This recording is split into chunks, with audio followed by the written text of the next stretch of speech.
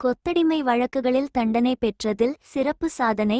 தமிழ்நாடு அரசு மற்றும் மாநில அரசு தலைமை குற்றவியல் வழக்குரைஞர் ஹசன் முகம்மது ஜின்னாவுக்கு இன்டர்நேஷனல் ஜஸ்டிஸ் மிஷன் பாராட்டு.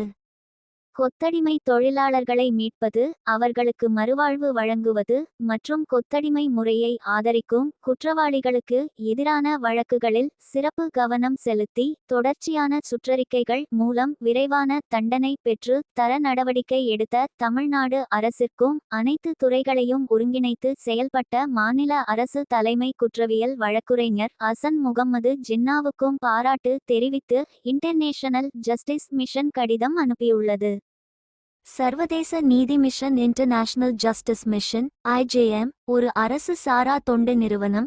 தமிழ்நாடு ஸ்டேட் ஜுடிஷியல் அகாடமி இன் கொத்தடிமை முறையால் பாதிக்கப்பட்டோருக்கான ஆய்வரங்குகளில் ஆதார நிபுணராக ரிசோர்ஸ் பர்சன் பங்களித்து வருவது குறிப்பிடத்தக்கது.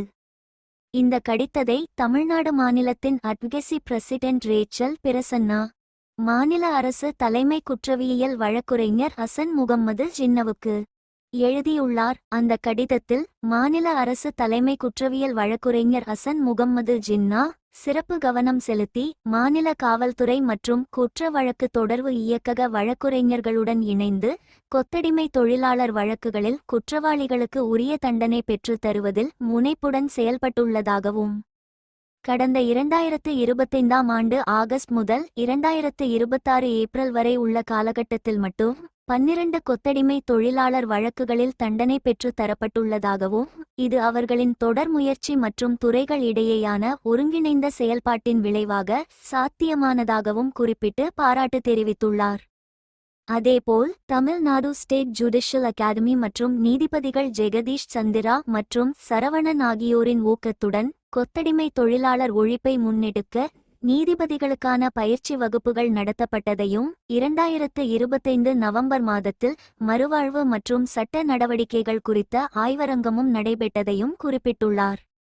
மேலும் இவ்வகை வழக்குகளில் குற்றவாளிகளுக்கு உரிய தண்டனை பெற்று தர அரசு குற்றவியல் வழக்குரைஞர்கள் மற்றும் குற்ற வழக்கு தொடர்பு இயக்ககம் காவல்துறையினருடன் தொடர்ந்து ஒருங்கிணைந்து செயல்பட்டு 60 நாட்களுக்குள் வழக்கை முடிக்க வழிகாட்டி நெறிமுறைகள் வெளியிடப்பட்டதையும் சுற்றறிக்கையும் அனுப்பப்பட்டதையும் குறிப்பிடப்பட்டுள்ளார். தமிழ்நாட்டில் கொத்தடிமை தொழிலாளர் முறையை ஒழிப்பதில் அரசு காட்டும் முனைப்பையும், பாதிக்கப்பட்டோருக்கு மறுவாழ்வு அளிப்பதில் மேற்கொள்ளப்படும் விழிப்புணர்வு முயற்சிகளையும், கொத்தடிமை தொழிலாளர் ஒழிப்புச் சட்டத்தின் கீழ் அவர்களை சமூகத்தில் மீளச் சேர்க்கும் பணிகளையும் பாராட்டி அரசு குற்றவியல் வழக்குரைஞர்கள், குற்ற வழக்கு தொடர்பு இயக்ககம், நீதித்துறை, காவல்துறை மற்றும் தமிழ்நாடு மாநில நீதித்துறை அகாடமி ஆகியவற்றின் ஒருங்கிணைந்த செயல்பாட்டின் மூலம் இம்முறையால் பாதிக்கப்பட்டோருக்கு உரிய நீதி கிடைத்திருக்கிறது, தொடர்ந்து கிடைக்கும் என்ற நம்பிக்கையையும் தெரிவித்துள்ளார்.